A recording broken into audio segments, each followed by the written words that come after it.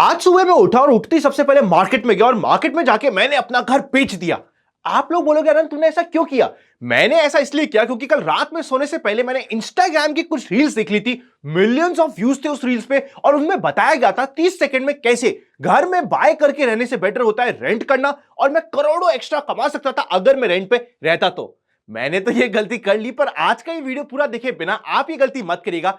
आज के financial planning के इस कोर्स के वीडियो में हम डिटेल में समझेंगे सबसे पहले क्या है इंस्टाग्राम का myth regarding buying versus renting a home.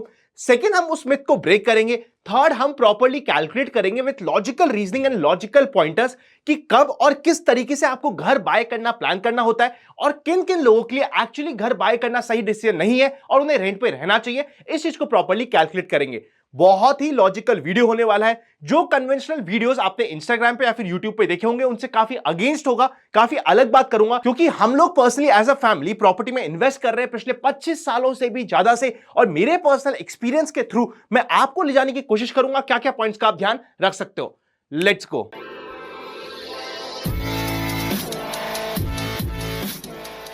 Instagram की रील्स पे सबसे पहला आर्ग्यूमेंट ये दिया जाता है कि रेंटिंग आपके लिए बेटर है। बहुत सिंपल सा लॉजिक आपको दिया जाता है। आपको कहा जाता है कि भैया घर की प्राइस है 1 करोड़ रुपए। अगर आप आज के दिन इस घर को बाय करना चाहोगे मिनिमम 25% के आसपास का आपको डाउन पेमेंट करना पड़ेगा। मतलब सबसे पहले आप 25 लाख रुपए इकट्ठे करो, उसके बाद आपको ईएमआई देनी पड़ेगी जो रफली अगले 20 सालों तक 60-70 हजार रुपए तक जाने वाली है। इससे अच्छा अगर आज के दिन आपको वही घर मिल रहा है 25-30 हजार रुपए महीने में, तो आराम से उस घर को लो, रेंट पे रहो, जो एडिशनल पैसा बच रहा है उसे म्यूचुअल फंड्स में एसआईपी कर दो। बाय द वे मैं आपको बता दूं कि मैं खुद म्यूचुअल फंड डिस्ट्रीब्यूटर हूं। म्यूचुअल फंड को डिस्ट्रीब्यूट करना, प्रॉपर्ली प्लान करना ये मेरा काम है। उसके बावजूद भी मैं इस वीडियो में वही बात करूंगा जो एक्चुअली आपके लिए सही है, ना कि मेरे पर्सनल इंटरेस्ट की है। तो ध्यान से समझिएगा, बहुत लॉजिकल पॉइंट्स के साथ आपको समझा रहा हूं। अगर आप उस एडिशनल बचे हुए पैसे को म्यूचुअल फंड्स के एसआईपी में लगा दो जहां पे आपको 14% का रिटर्न मिल जाए, तो सोचो जो घर आप 20 साल में ईएमआई के थ्रू बाय करोगे 10 साल में ही आपके 1 करोड़ रुपए इकट्ठे हो जाएंगे। आराम से उसके 1 करोड़ रुपए को लो और जाके घर को बाय कर लो। अब इस कंप्लीट लॉजिक को बस्ट करते हैं किस तरीके से यहां पे लॉजिक नहीं आपको मिथ बेचा जा रहा है। पहला इंपॉर्टेंट पॉइंट, जब आप ये समझ रहे हो कि आज के दिन उस घर की रेंट है 30,000 रुपए महीना, रफली इंडिया में यही चलता है rental lead, specially residential property में 2.5 से 3%, 3.5% एट मैक्स। तो अगर आज के दिन 30,000 रुपए महीने की रेंट है एक ऐसे घर की जिसकी वैल्यू है 1 करोड़ रुपए, क्या वो 30,000 रुपए स्टेगनेंट रहेगी हर साल पे? नहीं, हर साल आपकी रेंट बढ़ने वाली है। इंडिया में एवरेज रेंट बढ़ती है 7% पर एनम के हिसाब से, और रूल ऑफ 72 जो बहुत सिंपल सा है वो ये कहता है 72 को अगर आप डिवाइड करोगे रेट ऑफ इंटरेस्ट से, हमारे केस में आता है वो 7%, जो भी आपका नंबर आ रहा है वितने समय में आपका अमाउंट डबल हो जाएगा। मतलब हमारे केस में ये नंबर आ रहा है 10 साल का, तो 10 साल में आपका रेंट डबल हो जाएगा। आज जो आप 30,000 रुपए पर मंथ दे रहे हो उस पर्टिकुलर घर के लिए 10 साल बाद आप दोगे 60,000 रुपए। रफली 20 साल बाद आपको देने पड़ेंगे 1,20,000 रुपए उसी पर्टिकुलर घर के रेंट के लिए। तो यहां पे रेंट आपका बढ़ता है, उसी के अगेंस्ट में जो आपकी ईएमआई होती है वो स्टेबल रहती है। ये पॉइंट कोई आपको बताता ही नहीं है। सेकंड, आपको कहा जाता है कि जो एडिशनल 30-35 हजार 40 हजार रुपए आपके बचते हैं अगर आप रेंट लेते हो वर्सेस ईएमआई में, ईएमआई ऑब्वियसली थोड़ी सी ज्यादा होती है, तो जो एडिशनल आपका पैसा बच रहा है ना, इस पैसे को सीधा म्यूचुअल फंड एसआईपी में डाल दो। अगर आप म्यूचुअल फंड एसआईपी में डालते हो उसमें 15% का रेट ऑफ रिटर्न आता है। 10 से 12 साल में ही आपका 1 करोड़ का कॉर्पस हो जाएगा। उस 1 करोड़ के कॉर्पस से जाके उस घर को बाय कर लो और एंजॉय करो। अब सिंपल सा पॉइंट यह है, आज जो घर आपको 1 करोड़ रुपए का मिल रहा है, क्या 10 साल बाद भी आपको 1 करोड़ रुपए का मिलेगा? स्पेशली अगर आप टियर 2 और टियर 3 टाउन में जाके घर बाय करने की बात कर रहे हो, आंसर इज नो। मेरे पर्सनल एक्सपीरियंस के थ्रू मानोगे तो वहां पे आपको कैपिटल एप्रिसिएशन होता है रफली प्रॉपर्टी में 13 to 14% का, जो यूजुअली हमें मिला है। पर हो सकता है कि आप पॉइंटर्स का ध्यान नहीं दे रहे। क्या क्या पॉइंटर्स का ध्यान रखना चाहिए प्रॉपर्टी को बाय करने के लिए? तो अगर मैं इंडिया के एवरेज की बात करूं तो एवरेज में भी आपको 10 से 11% का कैपिटल एप्रिसिएशन प्रॉपर्टी में हमेशा मिलता है। मतलब यह कि जब तक आप 1 करोड़ रुपए इकट्ठा करोगे, आपका जो घर आज 1 करोड़ में मिल रहा है उसकी वैल्यू ही हो जाएगी 2.5 करोड़ रुपए। अब सिर्फ ये समझना कि भाई इक्विटी में तो मुझे 14-15% का रिटर्न मिल रहा है और प्रॉपर्टी में 11-12% के, इस 2% के रिटर्न के डिफरेंस के लिए मेरे को इक्विटी म्यूचुअल फंड लेना चाहिए और बाद में जाके प्रॉपर्टी लेना चाहिए। ये पॉइंट एकदम डिसरिगार्ड करना पड़ेगा आपको, क्योंकि कंफर्ट ऑफ माइंड आपका इंपैक्ट होता है। हम चाहे माने या ना माने, इवेंचुअली जिस समय आप रिटायर होंगे आपकी रेगुलर इनकम आना बंद हो जाएगी, उस समय आपको रेगुलरली रेंट पे करना पड़ेगा, तो वो एक बर्डन आपके लिए इंपॉर्टेंट पॉइंट ऑफ कंसिडरेशन हो जाता है जिसे आपको ध्यान रखना चाहिए। तो ये तो मैंने सबसे पहले जो मिथ चल रहे हैं इंस्टाग्राम पे उसे ब्रेक किया है। अब हम सीधा चलते हैं स्क्रीन पे और एक एक पॉइंट के साथ समझते हैं कि कब कब हमें क्या क्या पॉइंट्स का ध्यान रखते हुए आपको घर बाय करना चाहिए। मैं यहां पे इस वीडियो में थोड़ा सा एक्स्ट्रा डिफेंसिव चल रहा हूं।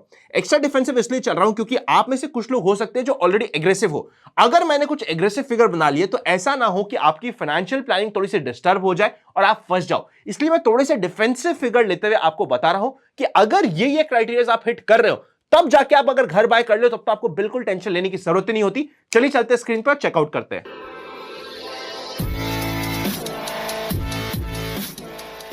यहां पे मैं आपको कोई कॉम्प्लिकेटेड एक्सेल में फंसाने नहीं वाला, बट उसी कॉम्प्लिकेटेड एक्सेल के कंक्लूजन फिगर्स देने वाला हूं जिसकी मदद से आप समझ पाओगे कि क्या आपको घर बाय करना चाहिए, नहीं करना चाहिए। बिल्कुल सिंपल फॉर्मूले से समझते हैं। सबसे पहला फॉर्मूला आपको ध्यान देना है 5:20:30 का। ये फॉर्मूला आपको ये कहता है जो भी घर आप बाय करने का प्लान कर रहे हो, आपकी एनुअल इनकम का वो 5 गुना हो, आपको कोई टेंशन की बात नहीं है। अगर आप साल के 20 लाख रुपए कमाते हो और आप घर बाय करने की बात कर रहे हो जिसकी वैल्यू आज के दिन 1 करोड़ रुपए, कोई टेंशन की बात नहीं है। अगर आप साल के 10 लाख रुपए कमाते हो तो आप टारगेट कर सकते हो 50 लाख का घर। अगर उसका ऊपर टारगेट करोगे तो फिर आपके फाइनेंशियल गोल्स में बाकी सारे गोल्स इंपैक्ट होने के चांसेस होते हैं। पहला पॉइंट। साथ ही साथ जो आप घर लेने वाले हो उसमें ईएमआई आपकी 20 साल की चलेगी। 5:20:30। 30 का मतलब यह होता है आपकी मंथली इनकम का रफली 30% आप उस ईएमआई में देने के लिए रेडी हो आज के दिन, because at the same time आपके लिए एक एसेट बिल्ड हो रहा है। ये 30% का मैक्सिमम आप 35% कर लोगे, वहां तक मुझे दिक्कत नहीं है। पर 35% के ऊपर अगर आपका मंथली इनकम जा रहा है अपनी घर की ईएमआई में, तो आपके फाइनेंशियल प्लानिंग में अपने बाकी सारे रूल्स आप इंपैक्ट करोगे, अपने बाकी सारे गोल्स को आप इफेक्ट करोगे। तो ये हो गया आपका पहला रूल जिसको ध्यान रखिएगा। सेकंड, आपको यह कोशिश करना है कि अगर आपका घर 50 लाख रुपए का है तो उसका 20 लाख रुपए यानी कि 40% आप डाउन पेमेंट पे दे रहे हो। अगर 1 करोड़ का है तो 40 लाख रुपए आप डाउन पेमेंट का इकट्ठा कर रहे हो। अब ये डाउन पेमेंट का पैसा कैसे इकट्ठा करोगे? आप अपनी म्यूचुअल फंड के एसआईपीस के थ्रू प्रॉपर्ली अपने फंड्स को एलोकेट करके पैसे इकट्ठे कर सकते हो। उसके बाद जाके आप घर बाय करिएगा, आपको टेंशन नहीं होगी। ये 40% की जगह अगर आप एग्रेसिव होते हुए 30-35% के बीच में भी रखोगे डाउन पेमेंट का अमाउंट, मुझे चलेगा। पर मैं यहां पे डिफेंसिव होते हुए आपको बोल रहा हूं कि अगर 40% का डाउन पेमेंट का अमाउंट आपने रखा है तो बाय डिफॉल्ट जो आपकी कैलकुलेशन बैठेगी उस कैलकुलेशन में 30% ऑफ योर मंथली इनकम से ज्यादा आपका ईएमआई आएगी नहीं। कैसे? एक एग्जांपल से समझते हैं। सपोज करते हैं आपका घर है जिसकी वैल्यू है, एक एग्जांपल से समझते हैं। इस एग्जांपल के मैं आपको सबसे पहले एसबीआई के होम लोन कैलकुलेटर पे लेके आ चुका हूं। ये फ्रीली अवेलेबल है, जहां पे हम जाके चेक कर सकते हैं। सपोज करते हैं मेरी साल की इनकम है 10 लाख रुपए, मतलब मैं 50 लाख रुपए तक का घर ले सकता हूं और 50 लाख रुपए में से 40% यानी कि 20 लाख रुपए तो मुझे डाउन पेमेंट देना है। बैलेंस 30 लाख रुपए का मैं लोन लेने की बात कर रहा हूं। यहां पे मैंने 30 लाख रुपए लगा दिया। 30 लाख रुपए का मुझे लोन चाहिए। लोन का टेन्योर हम रखेंगे 20 साल का, जैसा हमने ऑलरेडी डिस्कस किया। आज के दिन रफली 8.5% का रेट ऑफ इंटरेस्ट चल रहा है, तो इसके हिसाब से आपकी ईएमआई आती है 26,000 रुपए पर मंथ की। अगर आपका 10 लाख रुपए साल की इनकम है, मतलब मंथली आपको 85,000 रुपीज के आसपास मिल रहा है। अगर आप 85,000 रुपीज का 30% निकालोगे तो वो भी 25,000 के आसपास का फिगर आता है। यानी कि आपकी ईएमआई बाय डिफॉल्ट आपकी मंथली इनकम का 30% के आसपास का फिगर आ चुका है, वो आपके लिए कैलकुलेट हो गया। अब अगर आप इसी कंप्लीट कैलकुलेशन में आप सोचोगे नहीं यार, मैं तो सिर्फ 20% ही डाउन पेमेंट दूंगा और 40 लाख रुपए का लोन लूंगा, तो 40 लाख रुपए का लोन देते ही आपका ईएमआई हो जाएगी 35,000 रुपए, और ये ईएमआई आपकी मंथली इनकम का ऑलमोस्ट 45% के आसपास तक का अमाउंट ले जाएगी, जो आपको फाइनेंशियल प्लानिंग के लिए डिफिकल्ट हो जाएगा। इसलिए मैंने जो आपको यहां पे फिगर्स बताए हैं, ये फिगर कंप्लीट कैलकुलेशन करने के बाद, समझने के बाद आपके सामने प्रेजेंट कर है। साथ ही साथ एक कंसेप्ट आता है कि अगर आप अपने होम लोन के इंटरेस्ट को फ्री करना चाहते हो तो वो कैलकुलेशन मैंने आपके सामने शो करी है। सपोज करते हैं आपने 10 लाख का होम लोन लिया है 20 सालों के लिए, 9.5% हमने रेट ऑफ इंटरेस्ट लिया है, जो वन ऑफ द हाईएस्ट होगी। मतलब आपने बिल्कुल भी स्टडी नहीं किया और 9.5% का आपने रेट ऑफ इंटरेस्ट लगा दिया है, तो आपको टोटल अमाउंट पे करना पड़ेगा 10 लाख रुपए के लोन के अगेंस्ट में 22,37,000 रुपए। उस वहां पे आपका इंटरेस्ट होता है 12,37,000। ये 12,37,000 कैसे आया? 22,37,000 minus 10 lakh is equal to 12,37,000। अगर आपने 15% ऑफ योर ईएमआई अगर आपने चला दिया अपनी एसआईपी जो रफली 1500 रुपए पर मंथ की आएगी, यहां पे आपकी ईएमआई रफली 10,000 रुपए पर मंथ की आएगी। अगर आप इस 10,000 रुपए पर मंथ की जगह पे 1500 रुपए एक्स्ट्रा और दोगे, यानी कि 1500 रुपए की म्यूचुअल फंड की एसआईपी अगर आप लगा देते हो और वहां पे आपको एसआईपी में सिर्फ 13% का भी रेट ऑफ इंटरेस्ट मिलता है, तो आने वाले 20 सालों में आप इन्वेस्ट कर दोगे 3,60,000। ये 3,60,000 कैसे आया? 1,500 rupees per month multiply by 12, मतलब एक साल में आपका अमाउंट हो रहा है रफली 18,000 रुपए, और 20 सालों में यही अमाउंट 18,000 रुपए करते करते 3,60,000 रुपए आप निवेश कर दोगे।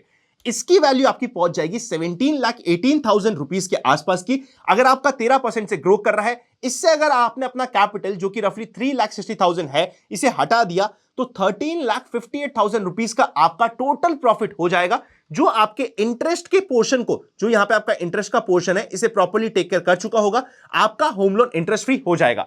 अगर आप म्यूचुअल फंड में एसआईपी करने के लिए या फिर प्रॉपर्ली फाइनेंशियल प्लानिंग करने के लिए हमारी टीम की हेल्प चाहते हैं तो आपको डिस्क्रिप्शन में एक लिंक मिल जाएगा, उस लिंक पे क्लिक करके फॉर्म भर दीजिएगा। हमारी टीम आपको प्रॉपर्ली हेल्प करने की कोशिश करेगी। फाइनल पॉइंट आपका यह आता है कि जब भी आप होम लोन ले रहे हैं हमेशा अपनी वाइफ के साथ जॉइंट लोन में लीजिए। जब भी आप जॉइंट लोन देंगे, जो आपको सेक्शन 80C का रिडक्शन मिलता है वो अपने नाम से भी मिलेगा, वाइफ के नाम से भी मिलेगा। जो स्टैंप ड्यूटी में रिलैक्सेशन मिलती है वाइफ को, वो भी आप क्लेम कर पाओगे। तो ये आपके लिए एक एडिशनल पॉइंट हो गया। अब इसके अलावा आप अब मुझसे चाहोगे कि आनंद कुछ हमारे सामने कैलकुलेटर भी प्रेजेंट करो और उस कैलकुलेटर के में जाके कैलकुलेट करो कि कितने साल में हमारा होम लोन लेना बेटर हो जाएगा एज कंपेयर टू रेंट पे रहना। मैं आपको आंसर अभी ही बता देता हूं। यहां पे सब कुछ डिपेंड करेगा कि आप म्यूचुअल फंड्स में जो एसआईपी में निवेश कर रहे हो वहां पे क्या रिटर्न्स मार रहे हो, अपनी प्रॉपर्टी के क्या रिटर्न्स मार रहे हो। ये दोनों चीज पे डिपेंड करेगा कि आपके लिए कहां पे क्या बेनिफिशियल हो रहा है। एक सिंपल ग्राउंड रूल बताता हूं। अगर आप म्यूचुअल फंड में एसआईपी के रिटर्न मार रहे हो 13% से लेके 14% के बीच के, और अपना कैपिटल अप्रिसिएशन प्रॉपर्टी में मान रहे हो 10 to 11% के आसपास का, सिंपल सी कैलकुलेशन ये बैठती है कि जैसे ही आप उस पर्टिकुलर घर में रफली 7 से 8 साल से ऊपर रहना स्टार्ट कर दोगे, वैसे ही आपके लिए घर में ईएमआई पे करना, यानी कि घर का लोन लेना और उस घर को बाय करना आपके लिए बेनिफिशियल हो जाएगा। अब आपकी मर्जी पड़े ना, गूगल पे सर्च करना बाय वर्सेस रेंट, हजारों आपके सामने कैलकुलेटर आ जाएंगे। जो मर्जी कैलकुलेटर करे वहां पे जाके आप कैलकुलेट कर दीजिएगा, आपका सेम आंसर आएगा। इसी की जगह पे अगर आपने कैपिटल अप्रिसिएशन प्रॉपर्टी पे लिया 5% का या 4% का, हमेशा आपको आंसर यही मिलेगा कि भैया इक्विटी म्यूचुअल फंड बेटर है, प्रॉपर्टी को रेंट पे लो, सीधा का सीधा म्यूचुअल फंड में निवेश कर दो और आपका काम हो गया। देखिए ये तो यहां पे आपका बायस हो गया ना। अगर आप ये मान रहे हो कि प्रॉपर्टी जिसमें यूजुअली रिटर्न आता है 10 से 11% का, वहां पे 10-11% नहीं आपको 5% का आएगा, तो मैं भी बायस ले सकता हूं ना। जो म्यूचुअल फंड आप सेलेक्ट करोगे या फिर जो स्टॉक्स आप सेलेक्ट कर रहे हो वो अंडर परफॉर्म करेगा, तो ऑब्वियसली वहां पे भी आपको 13-14% का रिटर्न नहीं मिलेगा, और 13-14% का रिटर्न नहीं मिलेगा तो आपका कंप्लीट म्यूचुअल फंड में निवेश करना भी खराब हो जाएगा। तो इसीलिए रैंडम परसेंटेज के बेसिस पे आपको डिसीजन नहीं लेना होता, लॉजिक के बेसिस पे लेना होता है। साथ ही साथ मैंने देखा है बहुत सारे लोग अपनी घटिया प्रॉपर्टी के रिटर्न्स को सीधा कंपेयर करते हैं इक्विटी में भी निफ्टी के रिटर्न से। निफ्टी क्या होता है? इंडिया की टॉप 50 कंपनी के रिटर्न्स का एवरेज होता है निफ्टी 50। उसी के अगेंस्ट में अगर आप प्रॉपर्टी में आपको सिलेक्शन करना नहीं आता, अगर आप बाय द वे चाहते हो कि किस तरीके से प्रॉपर्टी या फिर फ्लैट सेलेक्ट किया जाता है, इसके ऊपर भी मैं एक चेकलिस्ट लेके आऊं तो मुझे कमेंट कर दीजिएगा, हम वो वीडियो बनाने की कोशिश करेंगे। पर सोचिए देखिएगा ये लॉजिकल, अगर आप एक निफ्टी 50 इंडिया के टॉप 50 कंपनी के रिटर्न्स को कंपेयर कर रहे हो एक ऐसी प्रॉपर्टी से जो एकदम ही खराब है, तो ऑब्वियसली आपको हमेशा वहां पे वेरिएंस दिखेगा। इसीलिए आपको प्रॉपर सिलेक्शन करना जरूरी होता है। साथ ही साथ अगर आप टीयर 2 और टीयर 3 टाउन में हो तब तो 100% आपको प्रॉपर्टी में निवेश करना एक फायदे का सौदा होने वाला है, क्योंकि अभी भी वैल्यू अनलॉकिंग जो होनी चाहिए प्रॉपर्टी में मेरे पर्सनल माइंडसेट के अकॉर्डिंग, स्पेशली टीयर 2 और टीयर 3 सिटी में, वहां पे बहुत स्कोप है। अगर आप टीयर 1 सिटी में हो, फॉर एग्जांपल दिल्ली, बॉम्बे या फिर कलकत्ता में हो, वहां पे ऑलरेडी प्रॉपर्टी के प्राइसेस बहुत बढ़ चुके हैं और वहां पे आप प्रॉपर्टी नहीं एक फ्लैट बाय करते हो। फ्लैट बाय करना मेरे अकॉर्डिंग बहुत ज्यादा स्मार्ट डिसीजन नहीं होता, पर प्रॉपर्टी में निवेश करना आपके लिए एक अच्छा हैंडसम डिसीजन होता है। जब आपका खुद का घर बनता है आपको मेंटल पीस मिलता है, आपकी फैमिली को कंफर्ट लेवल मिलता है, उन्हें एक टेंशन नहीं होती कि कभी कुछ हो गया किसी को भी तब भी मेरे पास मेरा रहने का घर तो है ही सही। ये मेंटल कंफर्ट के लिए अगर मुझे 3-4% रिटर्न कम भी मिल रहे हैं, मैं वो रिस्क लेने के लिए रेडी हूं। आपके क्या व्यू है इस कंप्लीट टॉपिक के बारे में कमेंट कर दीजिएगा। हैप्पी लर्निंग और मिलेंगे नेक्स्ट फाइनेंशियल प्लानिंग के वीडियो में। अभी तक हमने फाइनेंशियल प्लानिंग में बेसिक गोल प्लानिंग करना सीख लिया है, फायर का प्रिंसिपल सीख लिया है, टर्म इंश्योरेंस हेल्थ इंश्योरेंस सीख लिया है, कार की प्लानिंग और घर की प्लानिंग सीख लिया है। आने वाले समय में आपको प्रॉपर्ली म्यूचुअल फंड की प्लानिंग भी सीखने को मिलेगी, तो चैनल को सब्सक्राइब कर दीजिएगा।